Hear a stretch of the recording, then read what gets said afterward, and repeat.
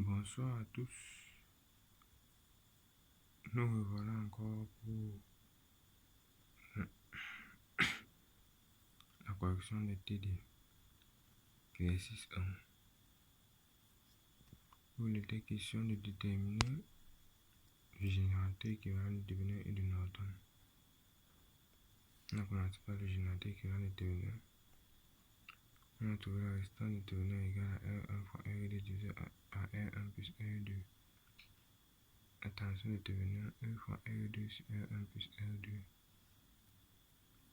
Ça c'était en utilisant le diviseur de tension. Nous allons utiliser une autre méthode pour trouver le même résultat. Voici le schéma. Nous allons utiliser la méthode des mailles. On va commencer à lancer la maille dans le circuit-ci, comme ceci. On va prendre la tension V2 moins UAB égale à 0. Ça fait que V2 égale à UAB. Et UAB égale à E terminal. Dans le circuit-ci, on aura U moins V1 moins V2 égale à 0. Comme V2 égale à UAB, on aura E moins V1 moins UAB égale à 0. Ce qui nous fait qu'on aura E moins V1 moins E terminal égale à 0. Ceci implique que E terminal doit être égal à E moins V1. Or, V1 égale à R1I. V1 égale à R1I1. Cherchons I1.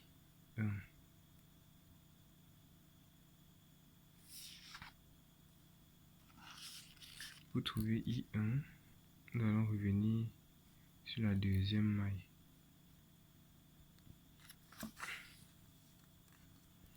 Qui nous dit que on aura E, celle-ci. E moins R1I1 moins R2I2 égale à 0. Or, I1 égale à I2 parce que les deux résistances sont en série. Ce qui nous ramène à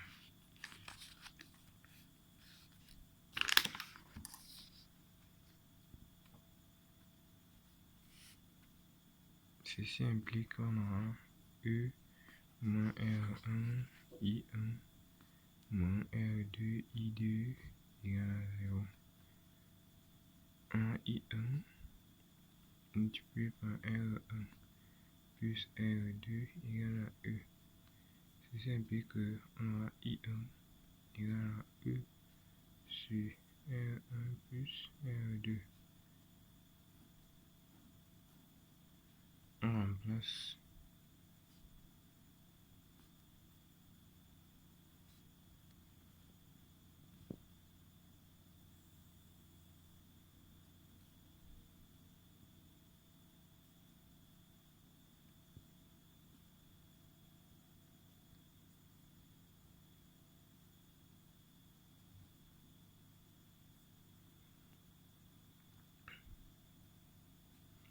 E moins E sur R1 plus R2 multiplié par R1. Ce qui implique qu'on aura E terminal égale. Ici c'est divisé par 1. En fait, produit des résistants par produit moyen. C'est-à-dire qu'on aura E fois R1 plus E fois R2 moins E fois R1 divisé par R1 plus R2. Ce qui doit nous donner celui-ci. Et celui-ci se simplifie.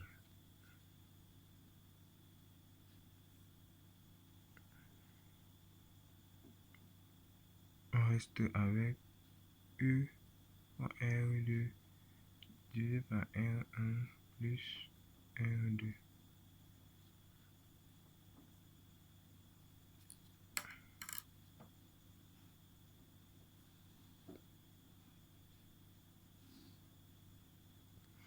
Qui est d'ailleurs le même résultat que nous avons trouvé avec le diviseur de tension. Juste qu'avec le diviseur de tension, on fait moins de calculs. La troisième méthode est la loi d'Ohm.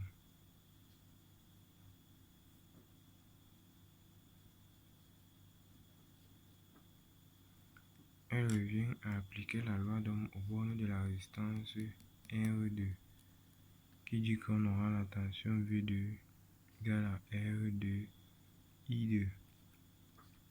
L'inconnu à trouver ici, c'est I2. Il faut chercher I2.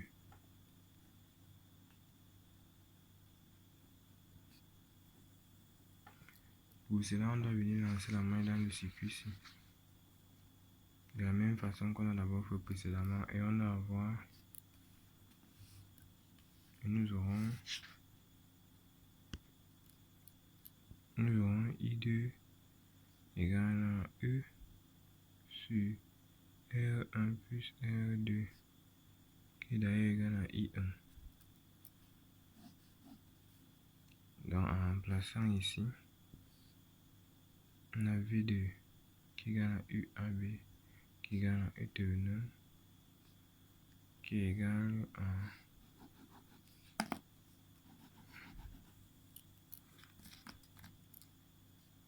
E sur R1 plus R2 multiplié par R2, celui-ci. Donc peu importe la méthode qu'on utilise, on revient au même résultat. Tant qu'elle est appropriée et justifiée, on revient au même résultat. On va trois manières différentes de déterminer la tension de terminal dans ce circuit.